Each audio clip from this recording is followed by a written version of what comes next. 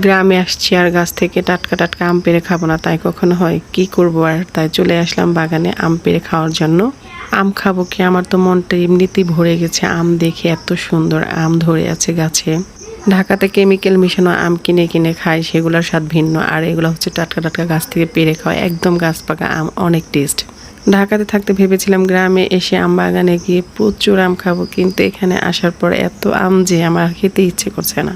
ঢাকাতে তো কিনে খেতে হয়, যে কয়েকটা পাই খুবই ভালো লাগে কেমিক্যাল মিশানো হলেও। আর এখানে তো এত আম, খাবো কোনটা রেখে কোনটা টেস্ট নিব সেটাই বুঝতে পারি না। গ্রামে আসলে কার কেমন লাগে আমি জানি না, আমার কিন্তু আর ঢাকায় ফিরে যেতে ইচ্ছে করে না। আমার খুবই ভালো লাগে গ্রামে। শহরে সব কিছুই তো একদম ভেজাল, আর গ্রামের ভিতরে সব টাটকা টাটকা পাওয়া যায়, যে কোনো খাবার, যে কোনো সবজি, সব। আমি ঢাকা থেকে সব কিছু লিস্ট করে আসি, গ্রামে এসে মায়ের হাতে কী কী খাবো, মাশাআল্লাহ অনেক কিছু খাচ্ছি। মা অনেক কিছু রান্না করে দিচ্ছে আমাকে, আমার যা যা খেতে ইচ্ছে করে।